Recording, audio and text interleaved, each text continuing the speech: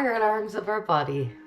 Our adrenals respond to the fight or flight response, okay? So this means that if there is something going on around you that is dangerous to you, our adrenals let our body know that it's time for us to run away, to fight, or to freeze.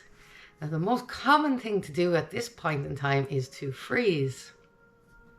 So why do we have this system? It is literally there to save our lives.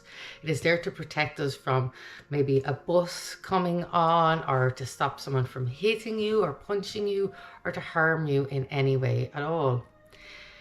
It is responsive to stress. So what is stress? Stress is where we feel that we can't cope. So something is occurring in front of us and we feel that we're not going to be able to cope with it.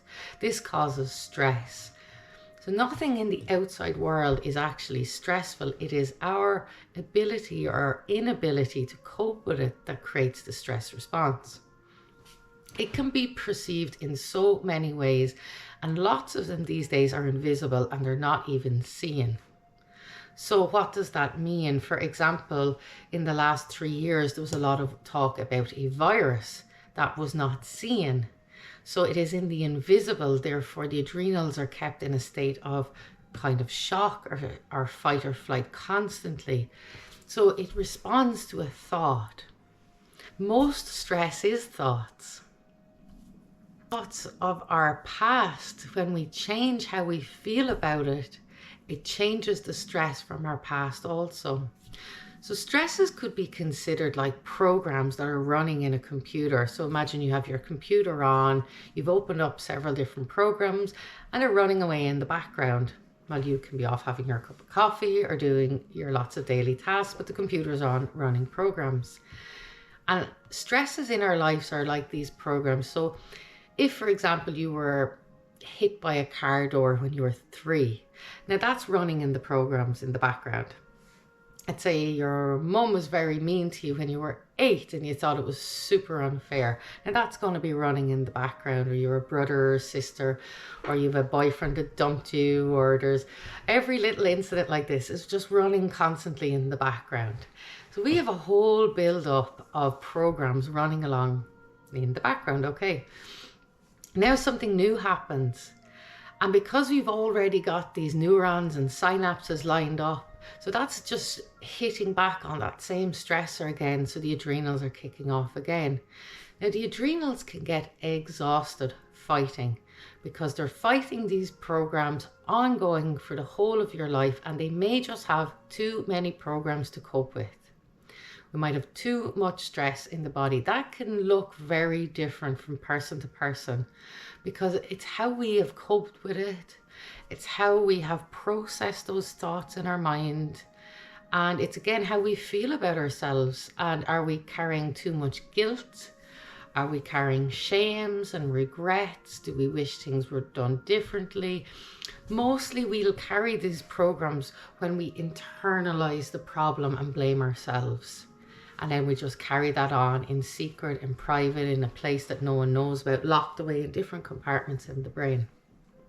So the adrenals are one stress too many, and now they are absolutely exhausted. They have a unique function also when the thyroid is getting too exhausted. It's able to pull energy off the adrenal glands. When this is happening and we're fighting too much stresses, when the adrenals get really tired, they bottom out. They just get to a point, and they can take a lot. They can take years. It takes a lot to get to this point.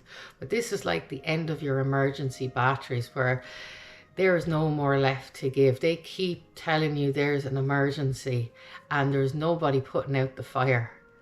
And it just keeps going to the very end, and it will literally bring you down. It will bring you down to your knees. It'll bring you to bed for weeks. This is the adrenals.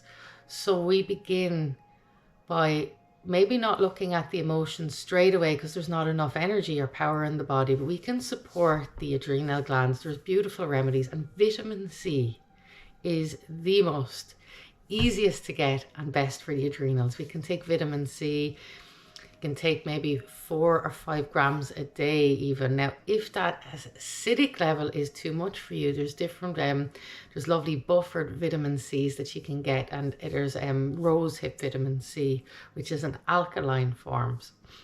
But you could certainly take 4 or 5 grams of vitamin C a day, especially if you're in the middle of stress.